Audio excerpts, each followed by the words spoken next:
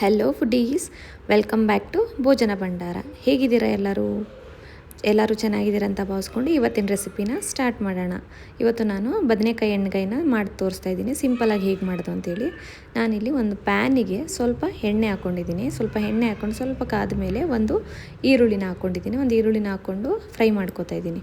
ಒಂದು ಸ್ವಲ್ಪ ಫ್ರೈ ಆದಮೇಲೆ 2 ಹಸಿಮೆಣ್ಸಿಕಾಯಿನ ಹಾಕ್ಕೊಂಡು ಅದನ್ನು ಕೂಡ ಚೆನ್ನಾಗಿ ಫ್ರೈ ಮಾಡಿಕೊಂಡು, ನಾನಿಲ್ಲಿ ಶುಂಠಿ ಬೆಳ್ಳುಳ್ಳಿ ಪೇಸ್ಟ್ ಇತ್ತು ಹಾಗಾಗಿ ನಾನು ಹಾಕ್ಕೊತಾ ಇದ್ದೀನಿ. ಶುಂಠಿ ಬೆಳ್ಳುಳ್ಳಿ ಪೇಸ್ಟ್ ಇಲ್ಲ ಅಂದರೆ ನೀವು ಬೆಳ್ಳುಳ್ಳಿ ಮತ್ತು ಶುಂಠಿನ ಹಾಕ್ಕೋಬೋದು.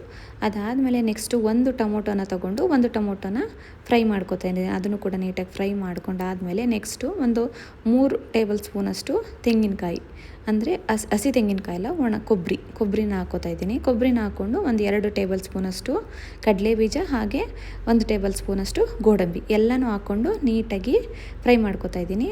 ಅದಾದಮೇಲೆ ನೆಕ್ಸ್ಟು 3 ಏಲಕ್ಕಿ ಹಾಗೆ 3 ಲವಂಗ ಹಾಕ್ಕೊತಾ ಇದ್ದೀನಿ. 2 ಸ್ಪೂನು ಎಳ್ಳು.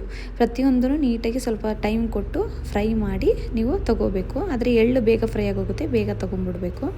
ನೆಕ್ಸ್ಟ್ ಅದಾದಮೇಲೆ ಕೊತ್ತಂಬರಿ ಸೊಪ್ಪನ್ನು ಹಾಕ್ಕೊಂಡು ಲಾಸ್ಟಿಗೆ ಫ್ರೈ ಮಾಡಿ ಎತ್ಕೋತಾ ಇದ್ದೀನಿ. ಇವಾಗ ಇಲ್ಲಿ ನಾನು ಬದನೆಕಾಯಿನ ತೊಗೊಂಡಿದ್ದೀನಿ ಎಣ್ಗಾಯಿ ಮಾಡೋಕ್ಕೆ. ಬದನೆಕಾಯಿನ ನೋಡಿ ಈ ಥರ ಕಟ್ ಮಾಡ್ಕೋಬೇಕು.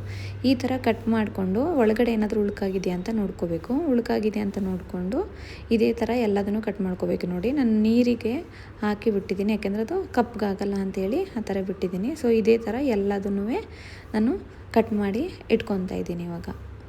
ಸೊ ಈ ಥರ ಕಟ್ ಮಾಡಿ ಇಟ್ಕೊಂಡು ಆದಮೇಲೆ ನೆಕ್ಸ್ಟು ನಾವೇನು ಫ್ರೈ ಮಾಡಿ ಇಟ್ಕೊಂಡಿದ್ವಲ್ಲ ಅದು ಆರಿದ ಮೇಲೆ ನಾವೇನು ಮಾಡಿದ್ದೀವಿ ಇಲ್ಲಿ ನೋಡಿ, ನಾನು ರುಬ್ಬಿಟ್ಕೊಂಡಿದ್ದೀನಿ ಮಸಾಲಾನ.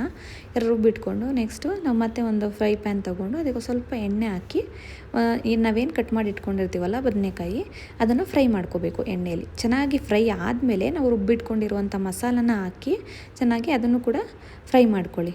ಫ್ರೈ ಮಾಡಿ ನೀಟಾಗಿ ಫ್ರೈ ಮಾಡ್ಕೋಬೇಕು. ನಿಮಗೆ ಎಷ್ಟು ಕನ್ಸಿಸ್ಟೆಂಟ್ ಬೇಕೋ ಅಷ್ಟು ನೀವು ಅಡ್ಜಸ್ಟ್ ಮಾಡಿಕೊಂಡು ನೀರನ್ನು ಹಾಕ್ಕೋಬೋದು. ಅದಾದಮೇಲೆ ನೋಡಿ ಸ್ವಲ್ಪ ಅರಿಶಿನ ಪುಡಿ, ಒಂದು ಅರ್ಧ ಟೇಬಲ್ ಸ್ಪೂನಷ್ಟು ಚಿಲ್ಲಿ ಪೌಡ್ರು ಹಾಗೆ 1 ಟೇಬಲ್ ಸ್ಪೂನಷ್ಟು ಧನಿಯಾ ಪೌಡ್ರು ಹಾಗೆ ಒಂದು ಅರ್ಧ ಟೇಬಲ್ ಸ್ಪೂನಷ್ಟು ನಾನು ಕಾಶ್ಮೀರಿ ರೆಡ್ ಚಿಲ್ಲಿ ಪೌಡ್ರ್ ಹಾಕ್ಕೊಂಡಿದ್ದೀನಿ. ಇದು ಆಪ್ಷನಲ್ಲು. ಇದನ್ನು ಹಾಕ್ಕೊಂಡು ಉಪ್ಪು ಹಾಕ್ಕೊಂಡು ರುಚಿಗೆ ತಕ್ಕಷ್ಟು ನೋಡಿ ಗರಂ ಮಸಾಲ ಸ್ವಲ್ಪ ಹಾಕೋತಾ ಇದ್ದೀನಿ. ಹಾಕ್ಕೊಂಡು ನೆಕ್ಸ್ಟ್ ನಿಮಗೆ ಯಾವ ಕನ್ಸಿಸ್ಟೆನ್ಸಿಗೆ ಬೇಕೋ ಆ ಕನ್ಸಿಸ್ಟೆನ್ಸಿಗೆ ನೀವು ನೀರನ್ನು ಹಾಕ್ಕೋಬೋದು. ನೋಡಿಲಿ ಹಿಂಗೆ ಈ ಥರ ಕನ್ಸಿಸ್ಟೆನ್ಸಿಗೆ ಅಡ್ಜಸ್ಟ್ ಮಾಡಿಕೊಂಡ್ರೆ ನೋಡಿ ಕುದಿಯೋಕ್ಕೆ ಬಿಡಬೇಕು ಒಂದು 5 ನಿಮಿಷ ಎಲ್ಲ ಹಾಕಾದ್ಮೇಲೆ.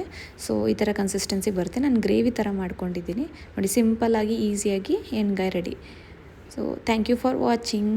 Do subscribe for more videos. Bye bye.